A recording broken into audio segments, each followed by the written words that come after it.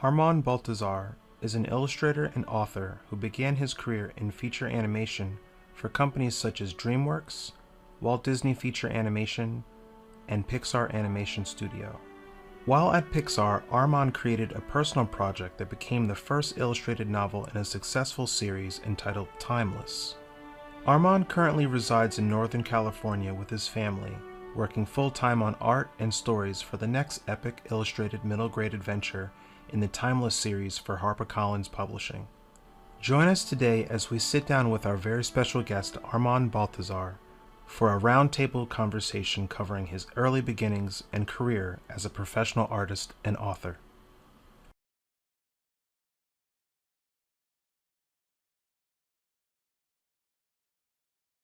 Welcome to the Painted in Color podcast. I'm Mia Araujo, and I'm joined today by my co-host, Lauren Brown. And we're both very excited to have this very special guest today, Armand Baltazar, author and illustrator of the illustrated novel, Timeless, Diego and the Rangers of the Vast Atlantic. And he's currently working on the second book in the series. And we're going to talk to him today all about writing from the perspective of a visual artist, how you wrote your first book. We're going to get into all of that today. But Armand, thank you so much for being with us today.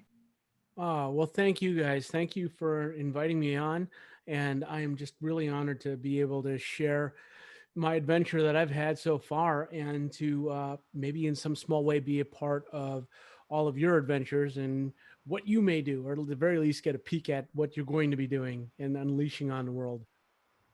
Awesome. Thank you so much again. I mean, it's an honor to have you. And I did want to ask you to kind of give us a pitch, your pitch for Timeless for anyone who's just hearing about you today. And maybe just a little overview of how you came up with the idea and how long it took from the start of the idea till it got published as a book. Well, Timeless is a middle grade adventure.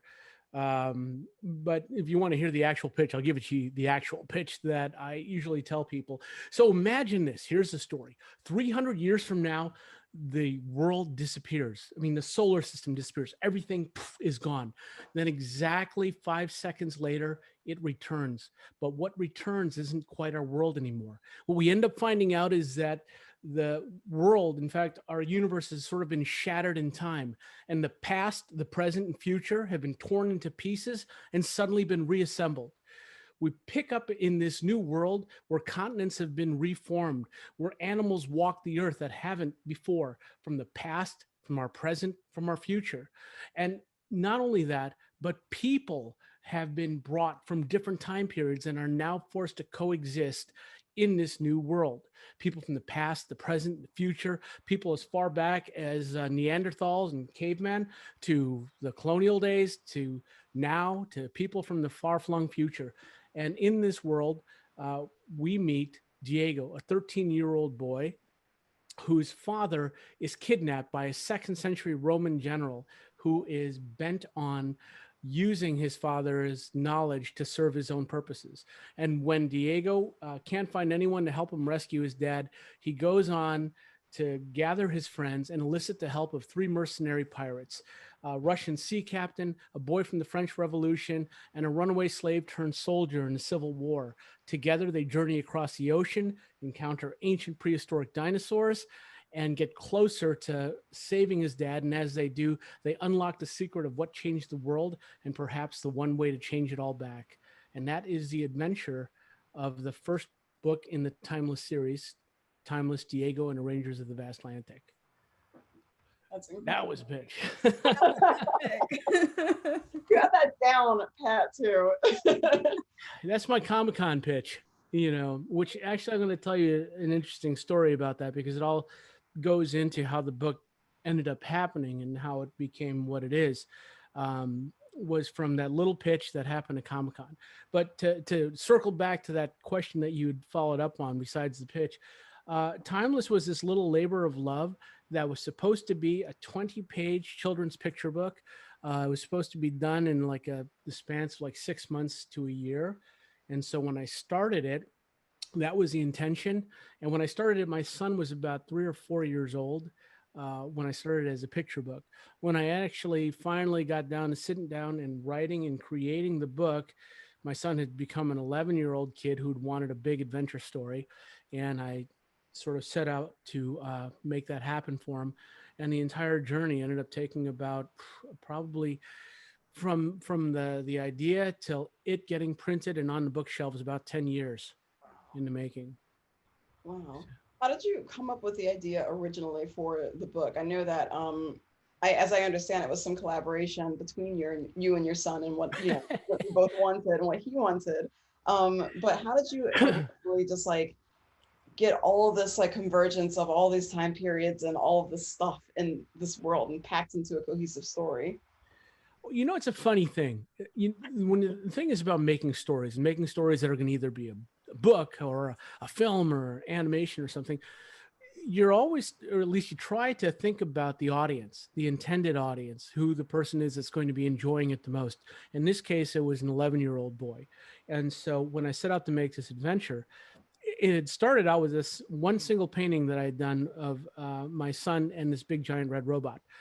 And I didn't really have too much of a story behind it. And when I finally sat down to write something for him, I asked my son what he thought would be cool. Actually, that was the entire question.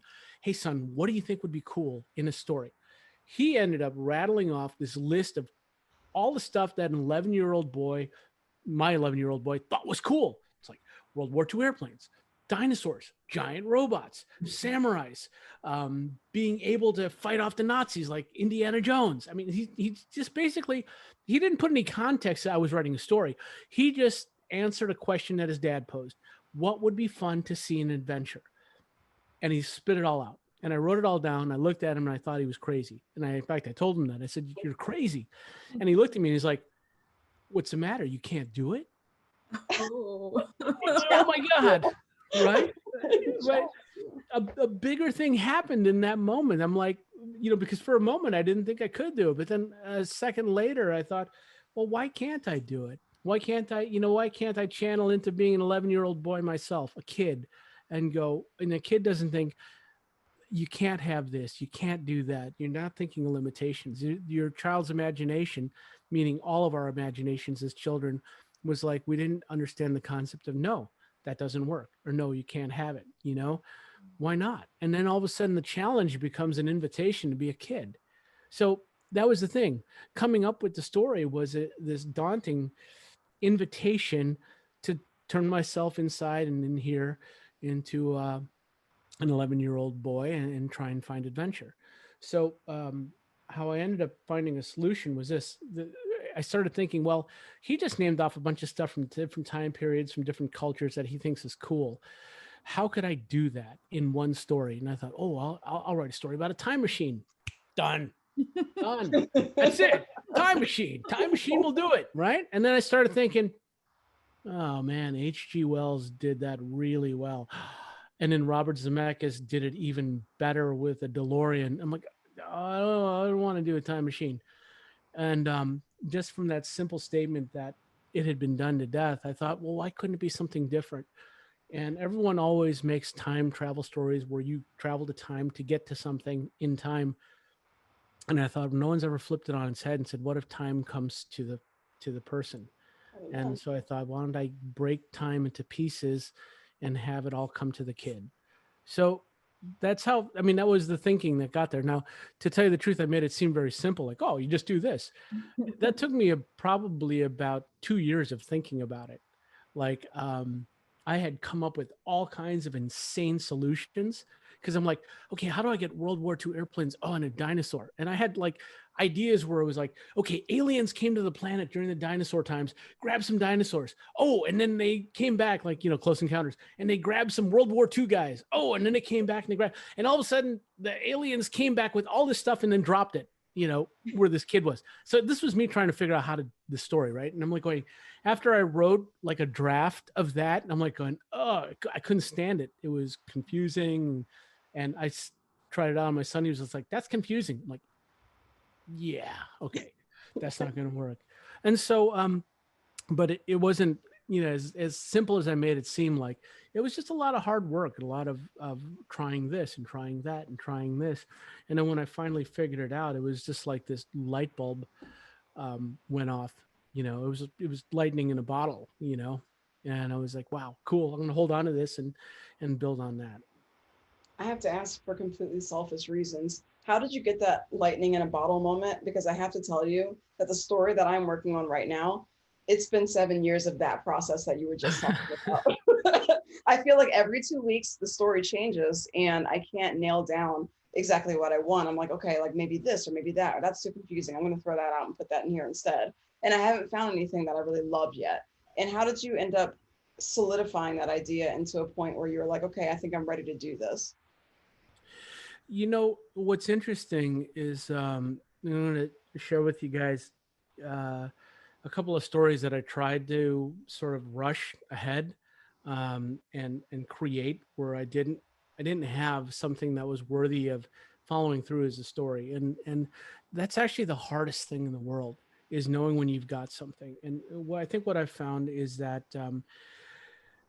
it's a combination of different things that has to happen at once. So I'm giving you this cryptic answer, like, oh, you mean like lightning in a bottle? Yeah, right. And so, but what I found with the stories that I've sort of wanted to tell and saw the way to get there, find a way to get it, was a couple of things. Usually it comes from a series of questions, right? One of them is being, what am I interested in? And I'm like, okay, that's just one thing, right? But that can be very, very fleeting. You know, one day I'm interested in this, next day I'm interested in that. And then I start thinking about, well, let me back up. Here's the thing about the most powerful stories. So if you think about the stories, whether they be in a movie or a film or in a book, that affected you the most, what was it that made you click with that story? What was it that made you identify with that character? And then that's sort of when I started to discover that was one of the most important factors in a story for me being important enough to follow through. Because how many movies have you seen? How many books have you read? How many animated things have you seen where the moment you finished it, you've forgotten it? Or they've just, like, I have my DVD collection, which is going to be a thing of the past, you know, sometime in the near future with downloads. I've got probably hundreds of movies that are there because, oh, that spaceship looked cool. Oh, the photography of this looked great. Oh, the design of this looked great. And I never pull those movies out to watch. I never pull those movies out to put in the background when I'm painting, right? But I have like a handful of like 10 or 20 that I do. That'll always run. Even if I'm not watching it, I can relive the experience, right? Indiana Jones is doing his thing, and I'm just listening and painting away, and I'm there with him. I'm reconnected to this part inside that is like, I'm with him on his adventure, and I'm, you know what I mean? And I'm just re-experiencing it. And so the thing is that there is a personal connection to the characters. That's the thing. Like, and I hate to say this, and people probably chop my head off, but there are movies that I love, but I actually don't really remember the characters, and I'm not really that moved by the characters. Like Blade Runner. I love Blade Runner. I think it's one of the most gorgeous movies ever, and I'll watch it over and over because it's one of the most gorgeous movies ever. However, it doesn't give me the same feeling as Indiana Jones, you know, and Marion interacting. Like, I can't, you know, Harrison Ford's character in Blade Runner with Rachel, or even the most interesting relationship is with the guy he's setting out trying to kill at the end of the movie.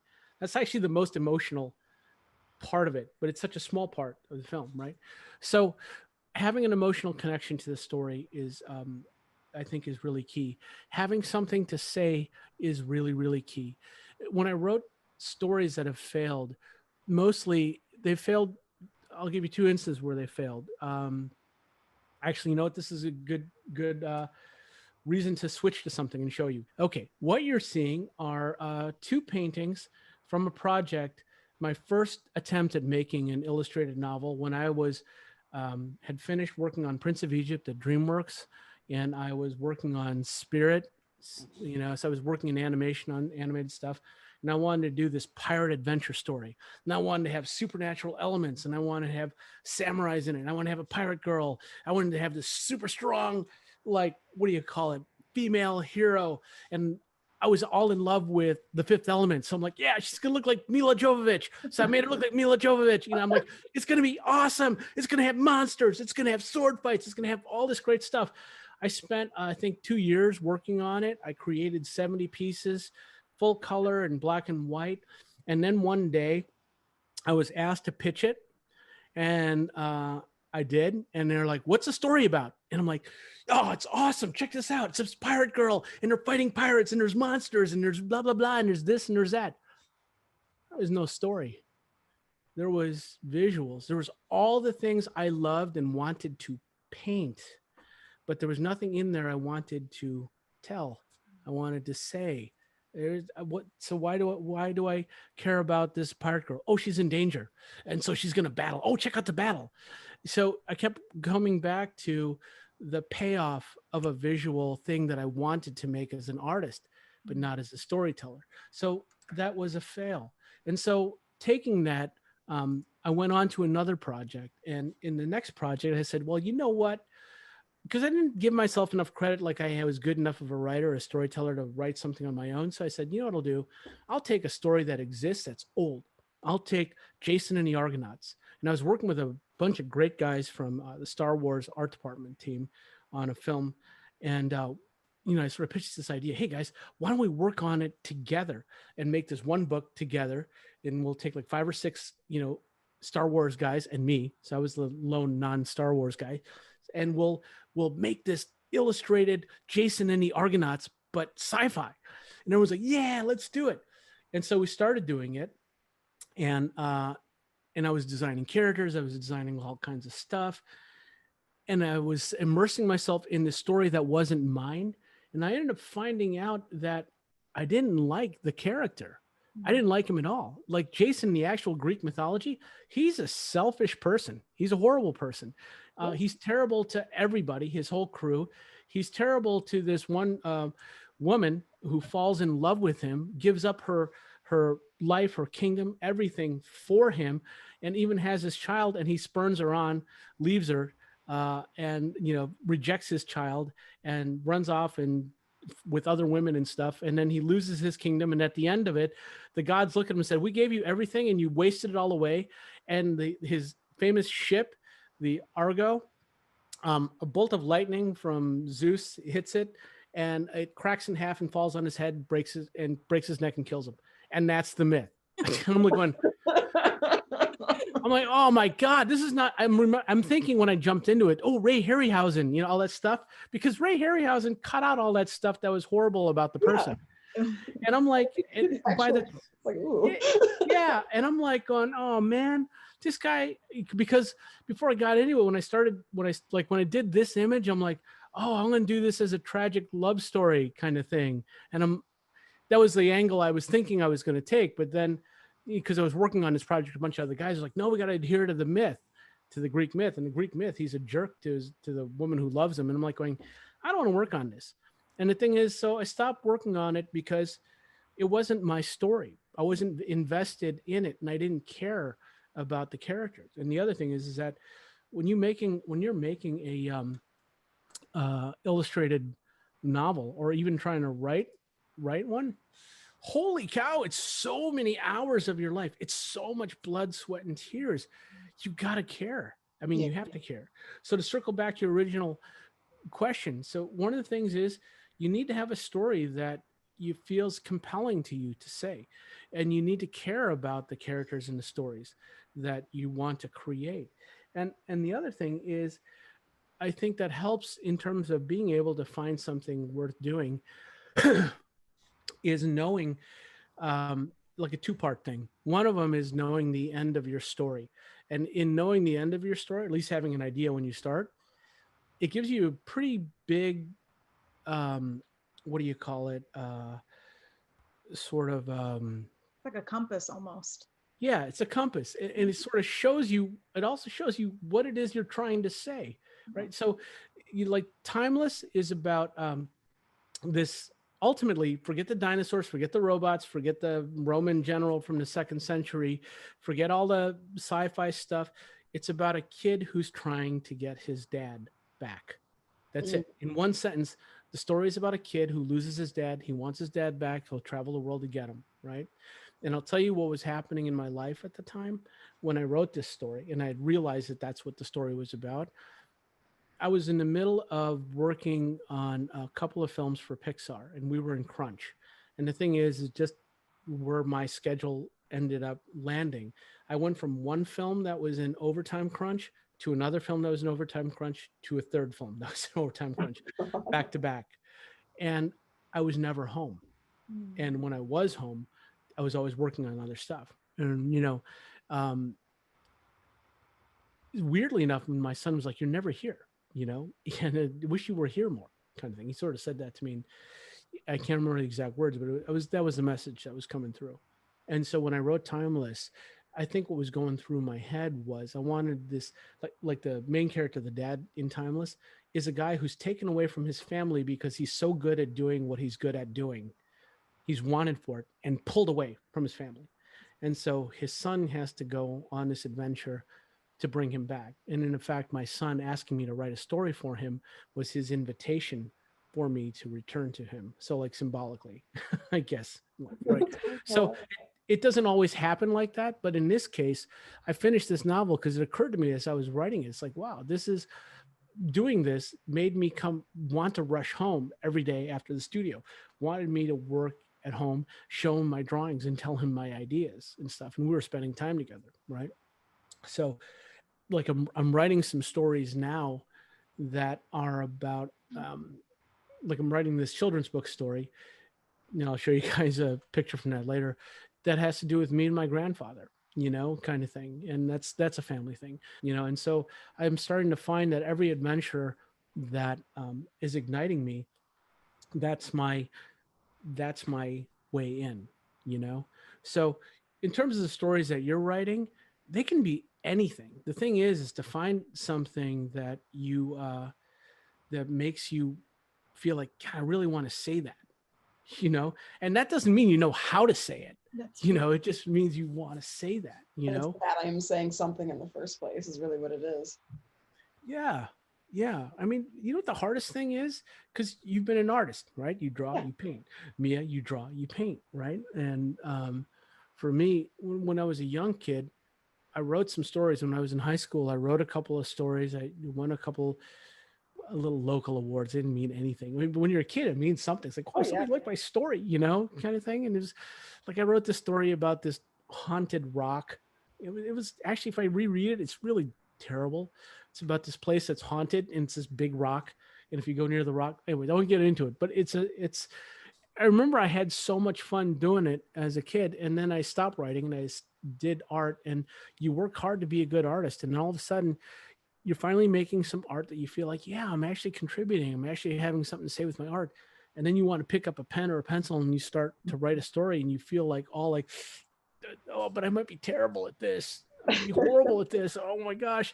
Because you're so used to being proficient, right? Mm-hmm. Kind of thing. And it's really, really hard. But the thing is that, so why did you make that first drawing? It's because you wanted to. You didn't care if it was terrible. You just did it anyways, kind of thing.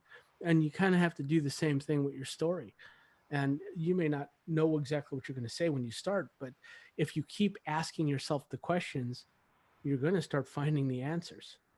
Absolutely. And I always feel like that's one of the big struggles too, is because, we spent all this time, we spent years and years and years, decades perfecting and trying to hone this craft that we've had forever. And to suddenly jump into another form of self-expression and to not be good at it, it's a hurdle that we have to pass. And it's something that we have to just adjust to, not being good at something for a while before we can get better at it. That's really hard, especially for a lot of artists who are used to most of their life being good at something. So what would you suggest? Like, what advice would you give other artists to overcoming that hurdle of being bad at it at first? Well, the big thing I would say to an artist is, part of the thing that you always, if you hear me blather on a bit about this subject enough, you'll hear me say, you've got to embrace the kid inside you. You got to embrace the child inside you. You got to have this fearless imagination of your youth. And the thing is that you had all of that every time you made a bad lay-in, on a figure drawing, but you're like, what, I'm going to just muscle through it and finish it off because I can do it. Yeah, I can do it. Here it is. Highlight. I feel seen. I feel so seen. And it was epic fail, but you went for it. You just went all the way, kind of thing. And And the thing is that you're like, yeah, it's bad. Or if you have your friends with you, you're like, woo, dude, look at the arm. Woo, you know, and you're like, yeah. I don't know if And that's you good. laugh. You laugh, right? And you go, I'll do another one, kind of thing, right? Yeah. You went through it. You went through making terrible drawings. And the thing is, you're good art, you're great art, you're phenomenal art that people are connecting to. When people ask me, they're like, oh, Armand, how long did it take you to do that painting? And I tell them, dude, that took me 52 years to make that painting. I painted it in 6 hours, but it took me 52 years Mhm. to get there, right?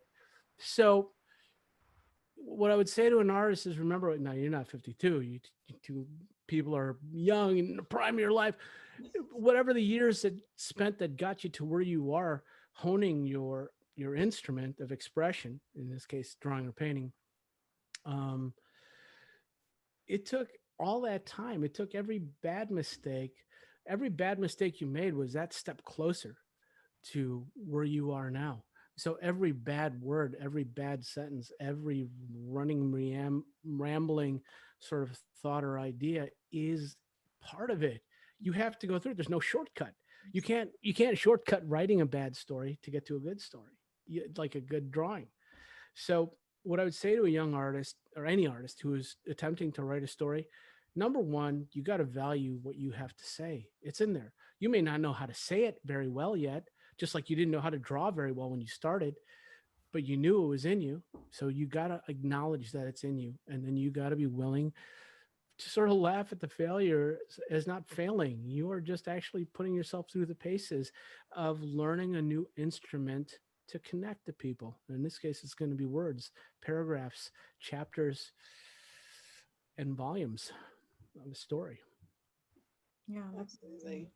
that's Thank you for that. incredible advice. It really is. It's hard for a lot of us to adjust to it, but that's really heartening. It's like I actually want to write after this. I I really know, right? want. And just like you, I love the analogy of drawing because we all understand that, and our viewers do too. They're artists first, so it's like the amount of bad drawings that went into the good drawings. I love that because that's about as much of bad writing as we have to put in, and we're starting further behind most of us because we're just starting our first book. So I'm curious, like when you got to that stage, you're like, okay, this idea is great. I want to do this. You even wrote a whole draft that then you said didn't work, showed it to your son, and then went back and did a whole nother draft.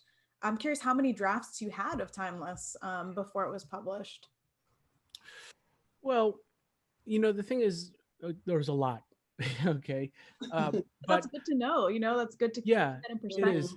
But here's the thing about, like, because it's a sort of a two-part answer. When I threw out the drafts that I had of it where it was going in the wrong direction, it was the intangible compass within, right? So the intangible compass within was just like, God, this is really super complicated and it wasn't fun. And the thing is that I felt within me like there's a simpler, more direct way to tell this story. I just had to listen to it. When I shared the version I didn't want to do with my son, he hasn't, it came unfiltered. It's like, it's not working. What? Why? What? It was a lot of why. Why would they do that? Why would this happen? Why would that? I'm going, oh yeah, that is kind of, and that made me go, no, it's not strong enough yet, right? It's kind of like this. It was kind of like, when you did the bad lay-in and you just muscled through. It's like that. But you can make a draft where you're like, I know this isn't it. And you can polish the hell out of it with gorgeous sentences. But at the end of the day, if the bones of it aren't good, you got to toss it. What I end up finding, at least like what I can tell you about the Timeless thing, there was a bunch of stuff I learned along the way that I wish I knew when I was writing it the first time. One of them was this. One of the most important things is knowing who I was writing Timeless for. Okay. And this is the thing. So to get to the actual first version of Timeless that I call probably timeless, number one, it wasn't even timeless. It was a story called Diego and the Steam Pirates. Okay, which that's what the actual name of the book was. And actually, and then before that, it was the Kaleidoscape Adventures, right? And this was also one of those things where it's like, wow, that doesn't make sense and that's too convoluted. Kaleidoscape Adventures was short for it came up with it was like it was a collision of time that changed the world that they're trying to escape from. You know, I'm going, that was the concept. Like, ooh, man, in my head, I was like, Dad, it's the coolest thing ever. Oh man, the kaleidoscope. Ooh, I'm stuck in time. And then, you know, somebody said, dude, that sounds stupid. I'm like, no, it's great. It's great. I know it's great. Oh, it is dumb. You know, so, and then then I had turned it into like, started thinking like Treasure Island, you know, it's about pirates. And I love pirates. I'm like, Diego and the Steam Pirates. And I go, yeah, but it's not really a pirate story. There are pirates in it, but it's not really a pirate story. This was me falling in love with the way something seemed as opposed to what is right. And so I had to keep tossing it until it was somebody else who came and said, dude, this is about, everything has to do with time not being an exact time and all this time being put together now. And it's a time without time. I'm like going, oh, damn it, timeless. I'm like, yeah, I mean, it's like that. I had to go through all this no to get there. So, okay, get back to my original answer or my original thought, knowing the audience. I just wanted to, it's one of my, I'm jumping ahead a little bit. We're going to talk about this thing called the zero draft. My zero draft process has changed because of how I wrote Timeless the first time. When I wrote Timeless the first time, I wasn't thinking about the audience. I just wanted to write the story I wanted to write, right? And at the time, I had sort of in my mind was in love with a book I read when I was my son's age, about 11 or 12, called Dune, right? By Frank Herbert. Damn thing's like 1,200 pages long, right? It's this epic, you know, it's like all three Lord of the Rings stuck in one book. Mhm. And so I'm like, I'm going to write my Dune. I don't care. And I did. I wrote this book. The first draft of Timeless was 180,000 words. Wow. It would have been over 1,000 pages long, right? It was massive kind of thing, right? And so when I started showing that to agents and publishers and stuff, they all liked the story, but they're like, that was the first thing, they're like, who'd you write this for? Who's going to sit and read this, right? Kind of thing. And I didn't really have an answer. And a part of it was because I read the books I like to read, but I never really thought about the publishing industry as an industry, right? And so the protagonist of the story is a 13-year-old kid. And, you know, my editor now, he said, you know, when your character is 13 years old, a general rule of thumb is this, unless you're writing something that's a really heavy topic, heavy topic with a 13-year-old kid, like serious adult topic with a 13-year-old kid. But if you're writing like an adventure story with a 13-year-old kid, it's more likely going to be a middle grade story for a middle grade audience, meaning like from anywhere from ages 8 to like 13 or 14 kind of thing. 8 meaning if they're really advanced readers, right? Kind of thing. And so with that comes a certain length of book that the temperament of a kid of that age is going to be able to sit down and read, right? And also the level of sophistication of words, also the level of violence or explicitness of, you know, other issues and things, right? And I'm not talking about going crazy town here, but there is a difference between middle grade and young adult. Young adult is teenage to adult audience, and so you treat things differently. So I had none of that in my mind when I wrote. I was like, I'm just going to write Dune. And I did. And it didn't, tonally, it didn't work. And I'll tell you one of the things I did wrong in the first version of Timeless. I wrote it like a screenplay. I wrote it where I was switching point of view from multiple characters in multiple locations, which is easy to do in a film because in a film cuts. And you're like, oh, okay, I'm here now, right? But when you're an 11-year-old kid, and all of a sudden you're like in a castle with one person, and all of a sudden you're in Italy in an airport with another person, they will stop and whoa, what's going on? Where am I? Right, kind of thing. And so my editor was like, if you're writing an adult novel, you can do that. When you're writing for middle grade, then not so much. You know, then in fact, that becomes very confusing for a kid. You got to think about your audience. You know, you got to think about your point of view. Or you got, if you want to set up a multiple point of view story, those are trickier to do, but you have to do it from the beginning. You can't like be all like one person all the way through the book, then halfway through, boom, it's like 3 people added in. You could do that in a movie, but in a book, it's more difficult. And the thing that kept coming back to was like, you got to think about the people who are reading it. And that's, I hadn't, for one. In terms of length as well, if you want to be published by a major publisher, I remember my editor sent me this thing. It's like most middle grade novels are on the average about 50 to 60,000 words. The exception is given for science fiction and fantasy because of world build, and they can go up to 70, possibly 90. And not that these aren't hard and fast rules, but these are tendencies. And then the exception to that, there are exceptions to that, but they're farther and few between, like J.K. Rowling's, whose first Harry Potter was between 90 and 100,000 words. So they looked at my 180,000 word book and they said, okay, A, we're going to split this first book into 3 books, or B, first they asked me if I could get it to 60,000 words because I was a first time author. And I said, no, I can't do that. And so they said, well, I said, oh, I can't do it, Yeah, and so they said, well, so I compromised with them. I said, well, what if I can get it down to J.K. Rowling's size? And they said, okay, if you can get it to between 90 and 100, we'll take a look at it then. And so I got it down to the final Timeless book 1 is, I think, 110,000 words. So it just squeaked it past a little bit. But I didn't know that. I didn't think about the audience. I didn't think about saleability. I didn't think about the industry. I didn't think about what my agents were going to be able to sell, because it was going to be, as a first-time author, I don't want to sound negative and go like they want prepackaged things, right? But they're looking at the industry and they're looking at tendencies of, it's not as simple as like, oh, they're trying to stifle my creativity. It's not just that, it's a bigger, more complicated thing.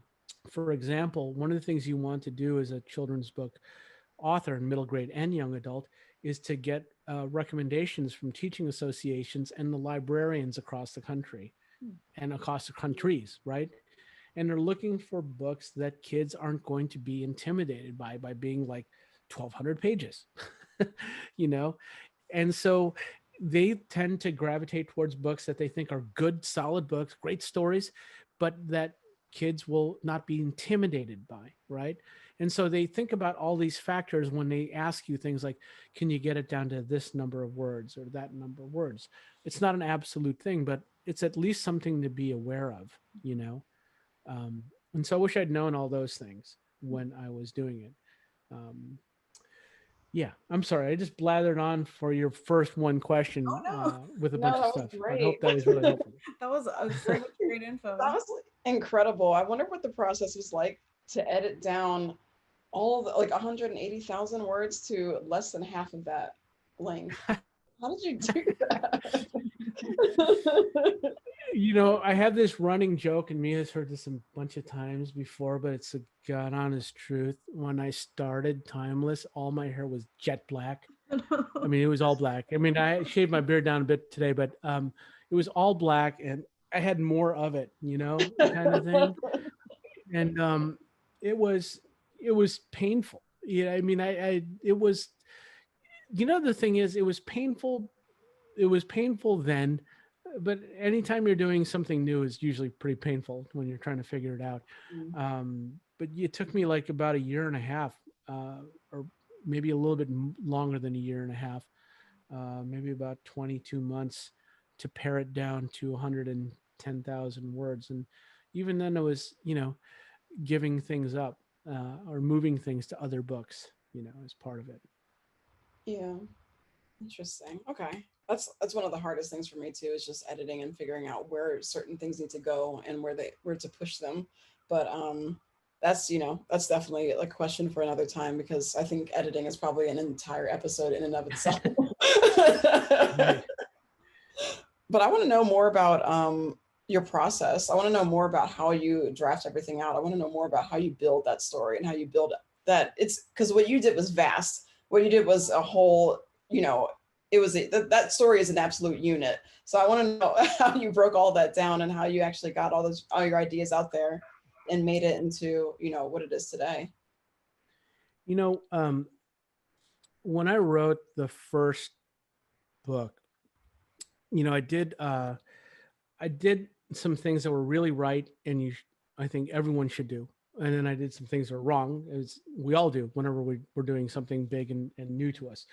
Number one, I hadn't written what do you call it, consistently since I was a kid, since I was in high school. That's when I was writing all the time, right? And then I switched to art, and I was all about art. And then the kind of writing I would do wouldn't be, I would say, anything major, creative writing. I mean, amongst doing biz dev for art, I'd sometimes work in story, mostly as a designer, but then storyboarding sequences and having to pitch and tell story too as well. But it's a different discipline to go from writing something very small to something that's very, very big. Writing big stories in zero draft. Well, writing all stories with the zero draft kind of way of starting is always a good thing, I think. Meaning that the best of zero draft is allowing yourself or giving yourself permission to write. And what that means is meaning that you're not actually crafting perfection. You're not writing the final sentences or prose. You're basically getting your ideas down. One of the great things, one of the great disciplines about zero drafting, if you do it right, is you force yourself to not edit what you write. You're just writing it down. So don't go back and like, oh, I got to redo that sentence. No, you just write it down. You're just trying to get it all out, right? Now, the thing what I found about why my process in zero drafting has been modified. It evolves. So if you read any or listen to any authors talk about their craft, they'll have one thing in common. They all say about their journey as writers. Their process evolves, meaning that as they grow and change, they do too. It's kind of like, think about your own drawing and painting, you know, how you started doing something and you found other ways, or you took pieces of different things and put it together, made it your own, to be able to find a way of working that works for you. And so what I ended up finding with doing something like Timeless, the first Timeless that ended up being 180,000 words, was that just writing that first draft and just writing I found that I ended up having a whole lot of elements I had to contend with at the exact same time while I was writing. I had world build issues I had to contend with all at the exact same time. I had to figure out a society's religion and religious factions and how the government worked and how electricity worked and how power worked. And then I had to figure out, well, you know, all this stuff, that's a lot of stuff to write it where I was just going to just blast it all out of my imagination to page, right? And so I did things in the first book that were really helpful, which led me to evolve my process. I'm going to share with you a couple images. Okay, so what it did in my zero draft was I had a notebook where I was writing stuff, just writing whatever I thought the story was going to be. Now, what I started to do halfway through, I'd say probably the second half of Timeless, was I started augmenting that process using Post-it notes, meaning that I would have ideas about what was happening in society. I would have ideas about, like, what if the characters were doing this, or what if this element popped up that would bring about this kind of a change. And the thing is that I didn't know if I was for sure wanting to use those ideas. So I didn't want to jot it down in my notebook as part of the formal zero draft, but I thought it was important. So I posted up on a board for me to ponder. And then when I went back to my zero draft, I would sometimes incorporate that in. The other thing I'd also do in my zero draft is that it wasn't always writing. Sometimes I would draw notes and diagrams and doodles. I'm like, okay, they're going to go from this room to that room, and they're going to encounter this here and then that there. And I'd have to visualize, oh, wait a minute, what's the connecting hallway like? Or what's this place over here? And what could happen over there? And that didn't have anything to do with writing words. It had to do with creating situations that ideas could happen in. And so I used little graphics and notes to myself as part of the zero draft to write. So I started doing that halfway through Timeless, and it helped me to get some of the gigantic elements under control. Now I'm going to share with you guys, I'm going to give you a sneak peek at some other stuff. So what you are looking at, and that's why it's a little bit blurry in places, is Timeless 2.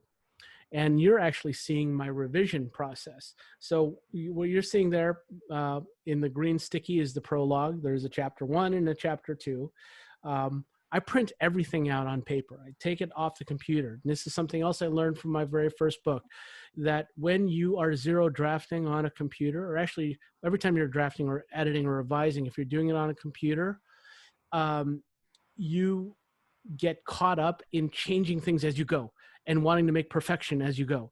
And all of a sudden you've spent an entire day or maybe 2 days on like a paragraph. And you're like, oh my God, where'd the time go? And you're not necessarily moving the needle forward. And so what I started realizing was that a lot of other authors would print out their stuff and go the old fashioned way with a pen and pencil. And so I started to do that. And the thing is that it allows me to find the problems in what I've written and just address it, write it down, not worry about, well, I'm going to make it a pretty sentence later, but just identify the problem and what the fix is going to be. And then I would keep some notes. And then the other thing is that in this process, in the revision, I'm changing my ideas about what the illustrations should be, or the illustrations would take the place of text, or I'm going to add a new illustration because it's more important. It can be conveyed more emotionally, powerfully in an illustration, and remove text. So in this first stage of the revision process, I would draw and edit on paper and with little notes. Okay. So this is, okay, I've got 3 tables next to me where I work on writing. Right. So the first area. Oh God. So I sort of like sprawl out, right? So the first one, this was just all neat for a presentation. This is actually how things are happening. This is my drawing table where I should be drawing, but I've got manuscripts and I've got doodles so I can draw over there. Then I have my son's drafting table, which is over here, right? And there's no drawing. So now I'm only focusing on the manuscript chapters. That's what's on the left there. Me making notes, highlighting stuff, cutting stuff. And you're seeing my notebook where I'm actually zero drafting or revising things that I'm removing. Like I'm removing sections and I'm rewriting sections. There is a iPad over there and it's turned off. And here's the other thing I try to do. I try not to, when I'm in this stage, not use the computer at all when I'm just dealing with ideas. I just want to stay focused on the words. If I absolutely need to look at a picture of something, I'll go on. But I try not to and just keep it to being in my head and in my notes. Okay, so this is what I will, and I no longer try to do this in the computer. I try to do it on paper because then I'm not precious about it.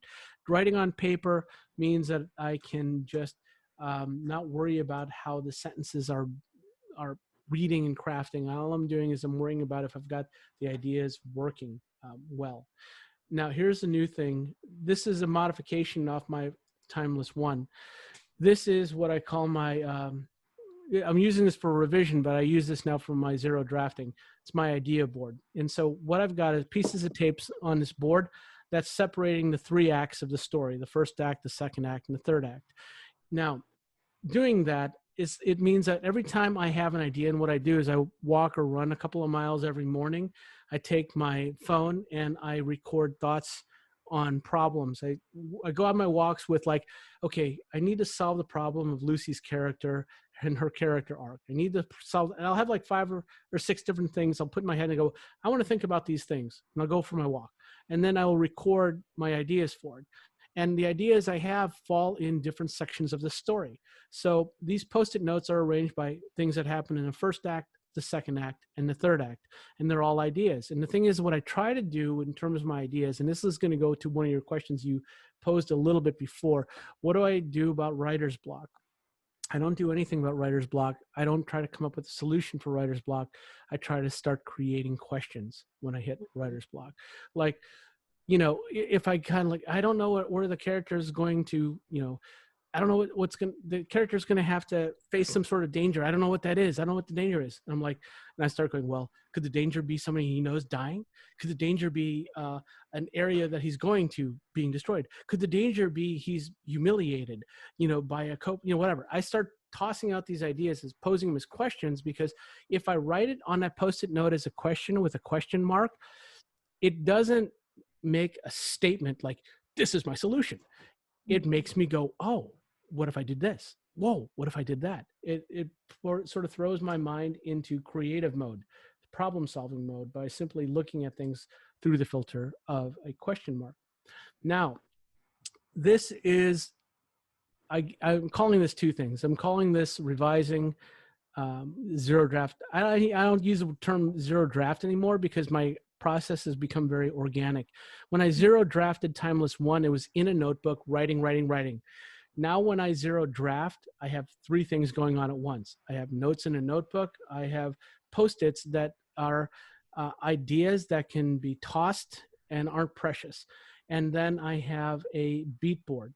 So what you're seeing are two boards here. The board on the top has everything to do with broader ideas of theme and structure and things that I've sort of learned from other authors. I'll give you a bit here. One of the things on the, can you guys see my cursor? Yeah. Is that showing? Mm-hmm. Okay. Let's see. Here's one that I wrote from, I can't remember which author I wrote this from. It was talking about, it was a book on dialogue by Robert McKee. And he goes, you know, one of the things you can do with dialogue, and one of the things that happens a lot of times, is you have to convey a bunch of information to your reader. And the information can only be sort of conveyed with words and speaking, you know, kind of thing. There's no way around it. Like showing would be ideal. And so, but that gets really boring. And it gets really tedious. And he goes, why not try this? Why not convey knowledge through conflict? Why not have a character have to draw the information from somebody? Why not the information come out in the middle of an argument or a fight? When someone's like, I don't want to talk about it. Come on, man. No, I don't want to talk about it, you know, and that kind of thing. And all of a sudden I'm like, wow, that's really, really cool. Because I had a bunch of boring scenes where it was just like, oh, you know, we have to go over here and find the thing so we can save these guys and do that. You know, but and it's like, oh my God, that's a great idea in terms of structure of dialogue. So I put that up on my board. So I put up all these things. It's kind of like my main characters have a want and they have a need. Their want is oftentimes something that they think that is going to make them happy. Their need is what's really going to make them happy. So I put those up. So this top board is about all bigger picture things I need to keep in mind when I'm writing. That lower board, is my beat board, my actual structure board. So if you see these little note cards here on the left-hand side, those are all chapters highlighted in pink. That's a chapter. This is chapter 3, 4, 5, 6, and 7, right? Now, one of the things I found out from this board was that I need to have every chapter as it finishes drives the next chapter, right? It has to drive it. It has to be like, I need to go forward and find out what's going to go on. At least that's the idea. And so what I started doing was I started laying out my chapters in a linear fashion. So when I take all these scenes, this is in chapter, I think 4, or 3, I can't share. Anyways, I lay this out right from the beginning to the end. Now, what happens is within every chapter, there's an arc. Something happens in the beginning. It's moving towards a turning point, some sort of climax, and it leaves us someplace that we want to go forward. And I start looking for everything, and I start laying out what I think all the scenes are, what's going to happen. When I start having little post-it notes, actually what these little tiny post-it notes are brought over from here, when I took an idea from my idea board and said, oh man, this is a great way to get this person to have an argument with that person, driving up the tension. And then we find out this. And because if we find out this, then he's got to go do that. You know, and so what I'm doing is I'm looking at each one of the structures. I'm using the structure of each chapter, measuring it against a litmus test of ideas that I want them to all adhere to. And I quickly have access to little ideas that I've placed on the left-hand side that I can feed organically back and forth, and I can move. And if I don't like something, I move it, I scrap it, you know, because I haven't written pages.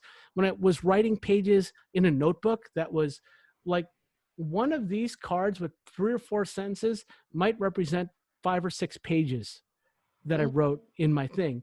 It's harder to toss out those 5 or 6 pages, not so hard to toss out 3 or 4 sentences. Like I can see, oh, this scene doesn't work. Oh, the motivation doesn't work. Oh, you know, that kind of thing. And so what I started finding was my zero draft process now is kind of, I sort of think of my zero draft process as an organic outline where I am writing in a notebook. And I found out in my first version of Timeless, I would have saved myself a lot of trouble because I had to go back in and refine my theme. I had to go back in and refine my arcs within each chapter. And the thing is what ended up happening was I was spending a lot more time finding stuff, finding structure in the revision. And so what I try to do now is I try to bring a lot of the questions in the front. I try to find where things aren't working in the front. And, you talked about what to get rid of and what do you chop. What I ended up finding out was an author who's, I can't think it was Kim Weiland is one of the authors. I really like her lectures on writing. She quoted, I think it's Mies van der Rohe, the designer. He had this really, really super famous design theory. And the theory goes like this. A good design is such that every single element in it must be there. And if you pull out one thing out of it, boop, the whole thing falls apart. No more, no less. That's what it is. And so when I go back and I look at those cue cards, right? And I start going, well, that's one of the easiest things I ask. Do I need this? What does it get me? It's like PD's having an argument with Diego. They used to have scenes where it's like, oh, this is really cool world build. Oh, this shows that they have tension. And I'm going, all right, if my goal is to have tension, does it have to happen here? Or could it happen someplace else and cut this whole scene? And all of a sudden when it's in cue cards, I can see what looks like fat because I can and I haven't written 7 or 8 pages that I feel like, oh, so precious about getting rid of. Yeah. I can look at this whole chapter. What I do when I start each chapter is I write down the goals of the chapter. And a goal for one of the chapters was all the 3 friends are not getting along. And that this puts them in a dangerous place because they're not unified. That's it. So I go, okay, that's the whole point of the chapter. Then I look at each sign I write and I go, is that moving me closer to that goal or farther away from that goal? If it's not doing anything to that, then I toss it. Or if I decide to keep it, I have to ask myself why. And it's like, okay, it's setting up a plot point or what do you call it? A subplot, right? There's this writer called Brian McDonald who I really admire. And he wrote this cool thing about subplots. He goes, I don't believe in subplots. I don't call them subplots. He goes, I think of them as supporting plots. And I go, huh. Meaning that when you're writing a subplot, it's there to push the plot forward, along a different rope, but it has a purpose as opposed to just, adding character. And the thing is that you're adding, it's how to look at each scene and make sure your characters are driving everything forward. And so that process I just showed you with having that 3-ring circus allows me to look at 3 elements at the same time. It allows me to look at how the character is moving in terms of their personal growth. It allows me to look at how the plot is moving in terms of point A to point B and the things that has to happen. And it allows me to see the structure. Does each thing that I'm writing have crescendo into something that for a point and then leads me wanting to move to the next point? And this way of zero drafting has helped me because that way, and what I found ended up helping me that way in organizing, because before when I just wrote, I would have to go back in with a set of archaeological tools and dig it out and find it, kind of thing. And then the thing is that I know there's always a worry about outlining where it's like, oh, it's going to stifle your creativity. Any one of the cards on my wall, I know you're not seeing my wall, I'm pointing it right now, I'm being dramatic and pointing to my wall. It's there. The thing is, it's like it's a note card that has wait, let's see here. I'm gonna pull out a note card for you. I'm not gonna blur it out, so hopefully nobody will figure something out.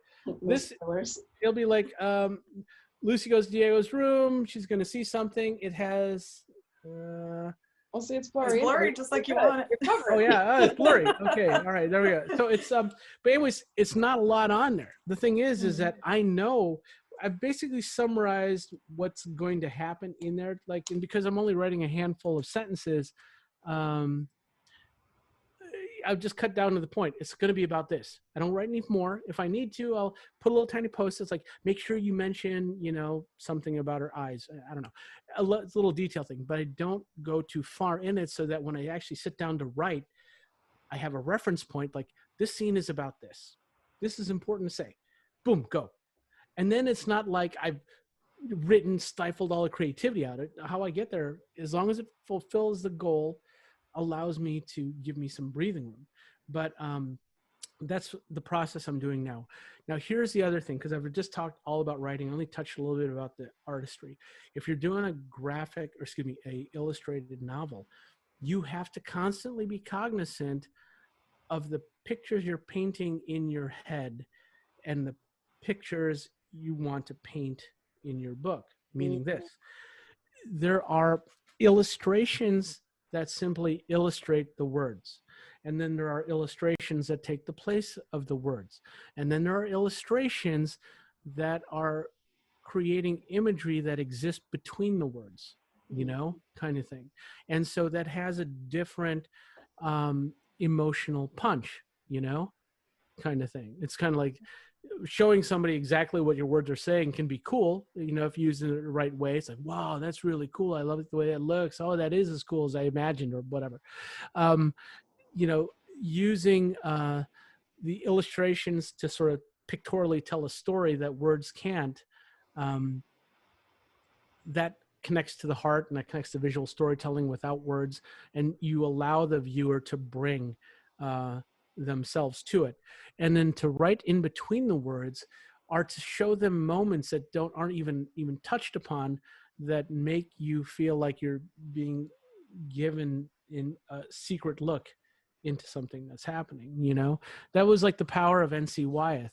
N.C. Wyeth talked about that. I mean, he was quoted about that. He likes to paint the moments that don't exist in the words, Like there's this famous one of like Robin Hood where the line in the story would have been, and Robin and his merry men waited for the bandits, And then the painting would be these guys pushing themselves up against a tree and just looking at something off camera. Yeah. Not action, not anything, but it was just like, and it made you want to go, oh, what's going to happen next? Yeah, just the anticipation of is the story there. It's like creating a whole nother story with that illustration. Yeah, but everything that you just read. It's amazing. But the actual sentence was very mundane. Yeah. The image made you paint words inside your heart, right? Mm-hmm. And so in this zero drafting thing, I mean, I didn't, because we're focusing on writing at the moment. I keep a sketchbook, and actually, no. There is something. So I'm going to just flip on a slide for 1 second. So you have this screen here, right? Okay. So like this didn't exist before. I'm not exactly going to tell you what that is, but there's a bunch of scenes here that don't exist in the text that it was kind of like, I think the actual sentence is something like, Magnus, he's the bad guy, saw what was before him, and he knew he had sadness. He was going to do some bad stuff, but there was a part of him that's very, very sad about doing the bad stuff, but needed to be done. And I thought, I could write that, or I could just catch it in an expression on his face and a couple of gestures with his silhouette and what he's going to do, and kind of looking up and maybe glancing back at something that's like machine of death, like some tank or some other horrible thing. And the thing is that not using the words but using pictures to do it will evoke more of a powerful response than I think than telling somebody that he's a complex villain who sometimes regrets the things that he feels he has to do. And so when you're zero drafting, or when you're in this stage, there's a part of you as an artist that needs to also be aware of the book that you will eventually create, right, and how you use tools that are not in your in the writing, or when to just lose your tools in writing, or when your tools in art are not going to be as evocative, Yeah. kind of. So, and that's trial and error and takes time. Okay. Yeah. That was a big, huge section on answering one or two questions. So No, that actually answered a lot of them that we It were really going to did. ask all together. So it's Yeah, perfect. okay. yeah, there was a lot in there that I was like, oh, I need to ask you that. And then you answered it. And I was like, ah, perfect. Because I was really curious about how to keep that process organic, even though you're outlining so much of it, but you just explained it. And I really appreciated that. So yeah, it was really helpful. I need to incorporate that too, because my thought is everywhere, but none of them are down on paper. And I think that's what needs to happen next. And I love that you keep a visual, like you have different desks and different boards. Like we're all visual artists, and you're making your writing process visual too. So everywhere you look, you're seeing your character arcs, your story arcs. Like that's really cool. And it's like, I think that's something that a lot of artists can relate to in terms of how do you get all this complicated threads and everything like into something manageable, you know? So. Yeah, I mean, well, that's it. I mean, the thing is why I'm really happy to share this with you guys, and so glad you guys asked me, is I've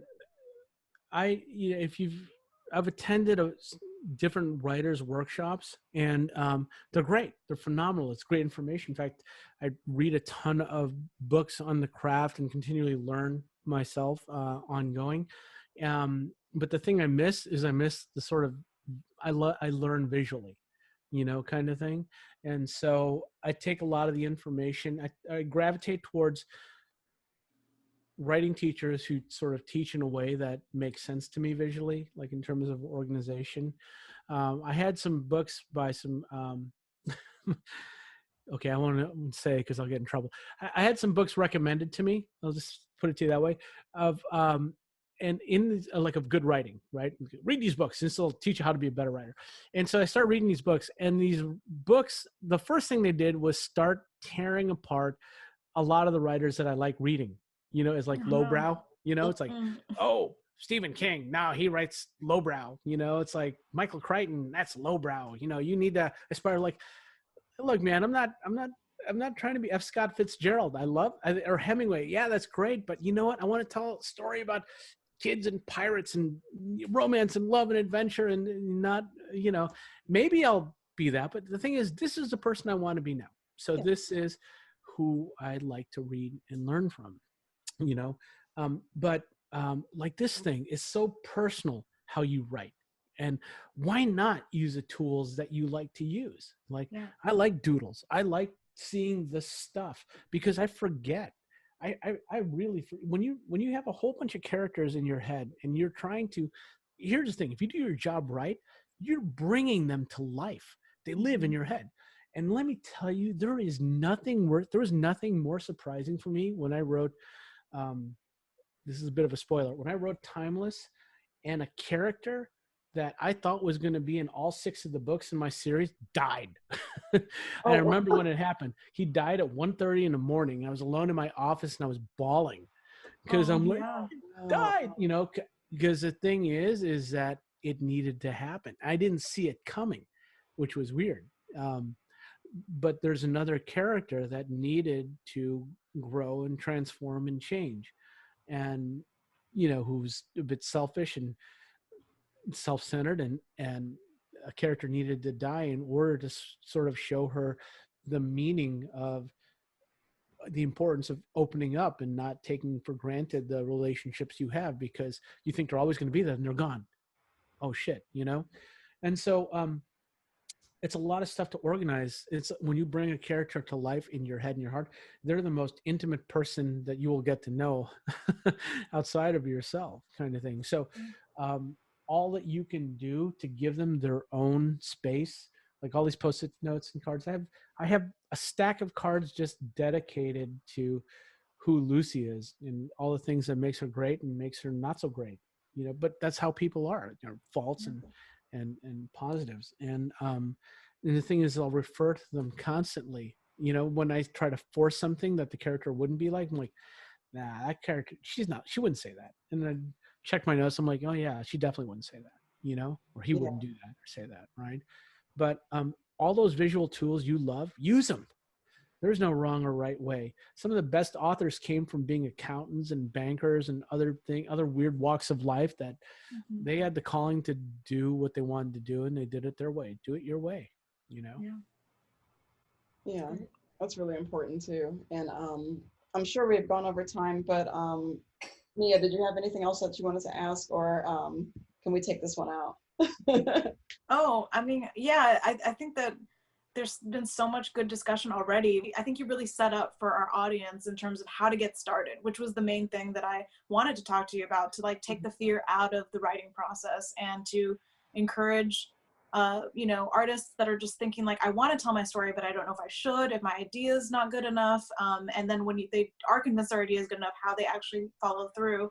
So actually this episode is airing on the last day of NaNoWriMo, which is National Novel Writing Month. Yeah. And so for anyone listening that either didn't take part or started and didn't finish or did finish, it's not too late to hear this advice, because writing goes on, or you know, maybe you're starting your story now, and it's all good advice. But I guess I would love for you to leave us with a piece of advice that you would give, whatever you want to share, just to encourage people to write their first book. You know, the thing is that we oftentimes don't really have an appreciation for the power of our own voice. And when most people who are artists are kind of introverted, they're definitely sensitive and definitely live a lot inside your own head. I know I was, you know, and in fact, most people who meet me now and see me speaking in public and all the rest, like, oh, you're so outgoing, you're so this, you're so that. And the thing is, the truth of it is I really wasn't. The thing that made me what I wasn't that person. In fact, I was painfully shy as a kid.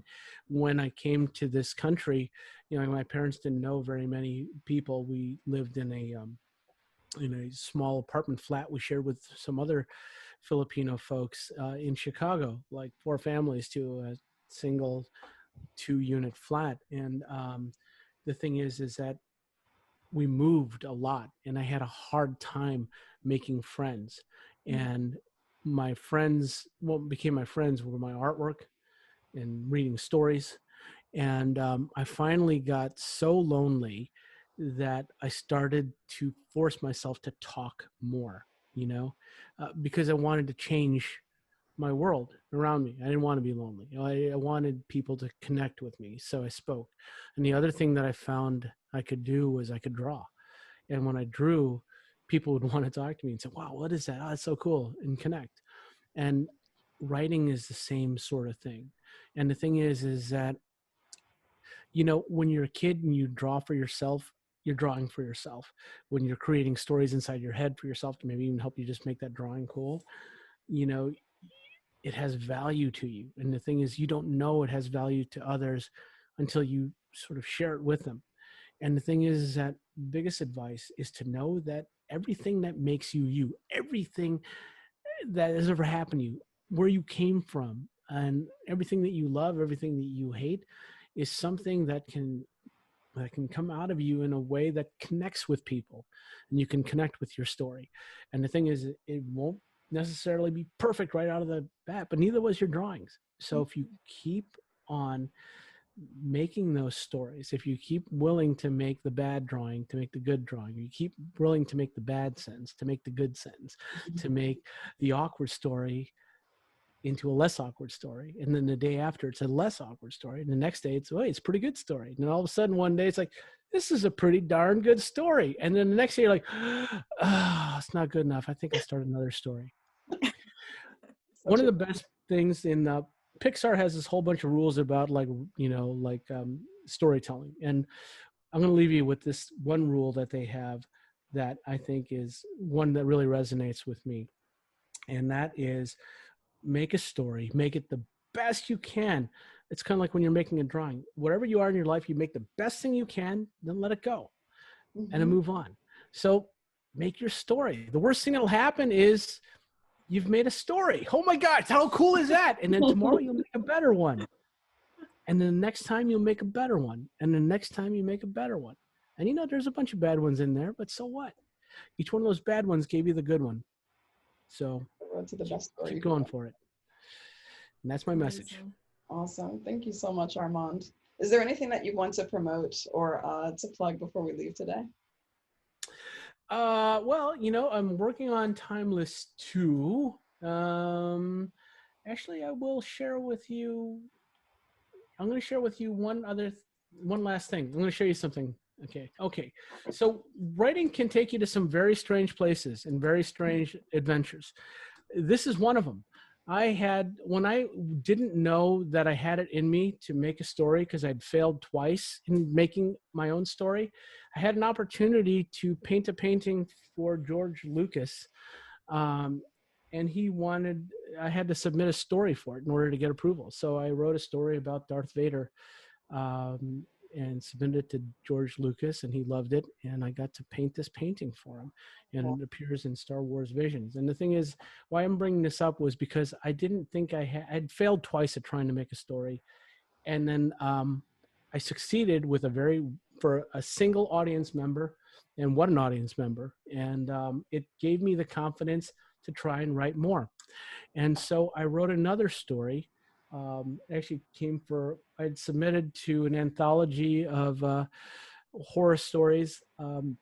They just wanted, it was going to be an art book, and I had to submit a story for what the artwork would be for. So I made it up, and this is now going to be a graphic novel. This is on the back burner that I'm working on because I had the publishers were like, we really want you to make that. So go and make it. And this is another example of like, I didn't know if I had it in me, but I gave it a shot, and it sort of worked out. And this is a children's book. I taught a class on creating visuals for visual development. And so I gave this assignment to kids where take a well-known fairy tale and change it into something different. And so I took Little Red Riding Hood, and I decided I would turn it into Norse mythology. And I sort of told my editor about this one, and he goes, oh, you got to make this one too. Mm-hmm. So these things are happening because I just thought, well, I'll give it a try. Somebody might like it. And I was really fortunate somebody did. And then this last thing I'll leave you with is I'm writing this story about this Filipino kid named Bartleby. And it's a story about him connecting with his grandfather over restoring this old car in the Philippines.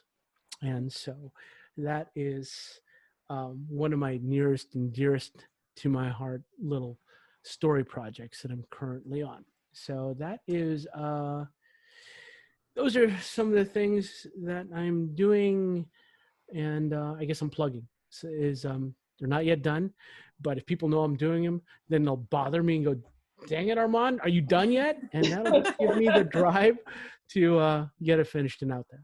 Yeah. Also, it's a pro move to tell everybody about your story so that you hold yourself accountable to actually finishing it too. I know a few people who've done that and are creating some amazing things because of that. That's incredible. I personally can't wait to read those stories when they're ready. So so please let us know when it's out. I can't wait. But Armand, thank you seriously so much. I've learned so much just from this discussion. And I can't wait to get into my own story after everything that you've told us today, because I really need to get going with it too. You do. It's too long. So, well, I can't wait to read yours. And Mia, you already know how I feel about your epic adventure that you've been crafting. I can't wait. Thanks. Yeah, thank you so much. Yeah.